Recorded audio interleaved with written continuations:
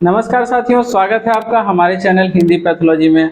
मैं हूं डॉक्टर रवि रोशन और इस वीडियो में साथियों, ये वीडियो नहीं एक पूरा का पूरा सीरीज है जो कि आपको एक प्लेलिस्ट के रूप में मिल जाएगा इसी चैनल में, कैंसर एंटीजन के नाम से। इसमें साथियों हम कैंसर एंटीजन के कैटेगरी में होने वाले हर अलग अलग टेस्ट पे अलग अलग वीडियो में चर्चा करेंगे डिटेल में कि उनसे क्या क्या किस तरह के टेस्ट होते हैं, उनमें क्या क्या पाया जाता है, उसके अलग अलग क्या क्या अर्थ निकलते हैं। तो साथियों समय न बर्बाद करते हुए चलिए शुरू करते हैं हमारा आज का टॉपिक। CA19-9 साथियों, CA19.9 या फिर 199 जो भी आप कहें, इसका पूरा नाम अगर हम बात करें तो कैंसर एंटीजन 199 या फिर कार्बोहाइड्रेट एंटीजन 199, किसी भी नाम से इसे पुकारा जाता है। CA19.9 या फिर कैंसर एंटीजन 19.9 या फिर आप इसे कार्बोहाइड्रेट एंटीजन 19.9 भी कह सकते हैं, बहुत सारे नामों से पुकारा जाता है इसे। ये साथियों एक तरह का ब्लड टेस्ट होता है। आपके जो जो भी चेकअप करने वाले होते हैं, जो भी किसी टेक्नीशियन को जो आप बुलाते हैं, लैब टेक्नीशियन को, या फिर आप किसी पैथोलॉजी लैब में जाते हैं, तो वो आपके आर्म से, आपके वेन से जो है निडल के द्वारा, इंजेक्शन के द्वारा आपका एक ब्लड लेते हैं, एक सैंपल लेते हैं ब्लड का, एक वायल में जमा करके, और फिर उसको जो है पैथोलॉजी लैब में भेज करके जो है उसका जांच किया जाता है। साथियों ये एक तरह का जांच है जो कि खास रूप से तो पैंक्रिएटिक कैंसर के लिए, मतलब पैंक्रियाज के कैंसर के लिए स्पेसिफिकली ये जांच किया जाता है। और ऐसे बहुत सारे कैंसर्स भी हैं जिनके मॉनिटरिंग में और उनके और ट्रीटमेंट के दौरान उसके स्क्रीनिंग में जो है, उसके मॉनिटरिंग में जो है इसका उपयोग किया जाता है। जैसे कि बाइल डक्ट का कैंसर हो गया, या फिर आपका रेक्टम का कैंसर है, कोलोन का कैंसर है, ओवरी का कैंसर है, या फिर स्टमक या ब्लैडर का कैंसर है। तो इन सब तरह के कैंसर्स में भी जो है आपके CA19-9 का जो है, 19.9 का जो है उपयोग किया जाता है इसके मॉनिटरिंग और इसके बाकी फर्दर चीज़ों के लिए। जो आपके डॉक्टर होते हैं वो आपके सिम्टम के हिसाब से और आपके अदर टेस्ट के हिसाब से आपको CA19-9 करवाने के लिए कहते हैं, प्रिस्क्राइब करते हैं। और उसके साथ अगर मान के चलिए कि पॉजिटिव आता है आपका CA19-9, तो फिर इसका मतलब एक यही नहीं हो जाता है कि हाँ आपको कैंसर ही है। और भी रीजंस हो सकते हैं जिनमें कि आपका CA19-9 जो है बढ़ा हुआ हो सकता है। तो ऐसा नहीं है कि आप खुद से अपना CA19-9 जांच करवा लें और फिर आप अपने हिसाब से सोच लें कि हाँ मुझे कैंसर हो गया है, ऐसा नहीं है। कुछ बीमारियां आपको बतलाऊं, जैसे कि पैंक्रिएटाइटिस, या फिर आपका गॉल स्टोन हो गया, उसके बाद आपका लीवर डिजीज हो गया, उसके बाद एक सिस्टिक फाइब्रोसिस हो, उसमें भी आपका CA19.9 जो है बढ़ा हुआ रह सकता है। उसके बाद आपके बाइल डक्ट के डिजीज हो गए, जैसे कि किसी तरह का ब्लॉकेज हो या इन्फ्लामेशन हो, तो इन सब तरह के जो कंडीशंस होते हैं इनमें भी CA19.9 जो है वो बढ़ा हुआ हो सकता है।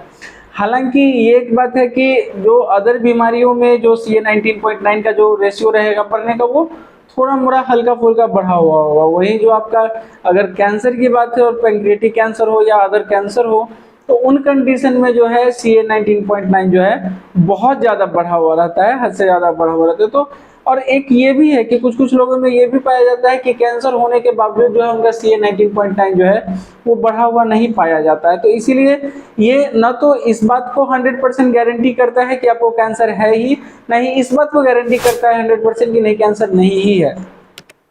तो आपको ये समझना होगा कि इस पर 100% जो है भरोसा करके चला नहीं जा सकता है साथियों।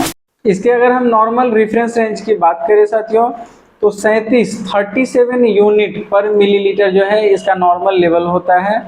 अब एक सवाल आता है क्या कि आखिर ये होता क्या है, मतलब कैंसर एंटीजन या कार्बोहाइड्रेट एंटीजन होता क्या है। तो साथियों ये एक तरह का प्रोटीन है जो कि आपका बॉडी ही जो है वो प्रोड्यूस करता है। आपके और किसी तरह के कैंसर सेल जो अगर आपके बॉडी में है तब ये जो है बहुत ज़्यादा प्रोड्यूस होता है, या फिर बॉडी में अगर कैंसर हो रखा है तो उसके अगेंस्ट जो है आपको, उसके अगेंस्ट जो आपका नॉर्मल सेल भी है वो भी उसके लिए आपका ये जो प्रोटीन है CA19.9 इसको बहुत ज़्यादा सीक्रेट करता है। और कोई भी आपका, जैसे कि आप किसी भी तरह का जो भी आपका जो ये हमारा जो सीरीज ही है इसमें, जिसमें कि हम हर तरह के ट्यूमर मैटर का जो है हम ये कर रहे हैं, पूरी तरह से ट्यूमर मार्कर टेस्ट जिनको कहा जाता है, उन सारे ट्यूमर मार्कर टेस्ट के बारे में जो है इस सीरीज में हम चर्चा कर रहे हैं। तो ये भी उन्हीं में से एक है।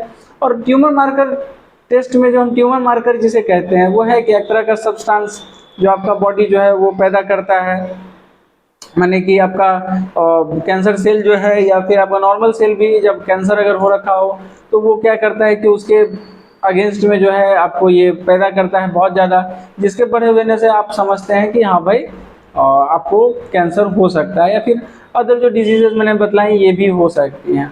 अब एक सवाल आता है साथियों कि क्या किसी तरह का कोई रिस्क है इसको करवाने से, तो नहीं, किसी तरह का कोई रिस्क नहीं है। नॉर्मल सा ब्लड टेस्ट है, बस आपके आर्म से जो है एक वाइल भर मतलब एक सिरिंज भर जो है आपका ब्लड लिया जाता है और उसको टेस्ट के लिए भेज दिया जाता है। थोड़ा सा वो नीडल चुभने का जो हल्का सा माने एक दर्द जैसा जो रहता है निडलिंग जो वो पॉइंट पे, तो उतना ही बस रहता है जो कुछ मिनट में जो है खत्म हो जाता है। आप नॉर्मल लाइफ अपना तुरंत ब्लड देने के बाद जो है आप अपना यूज़ कर सकते हैं, जी सकते हैं।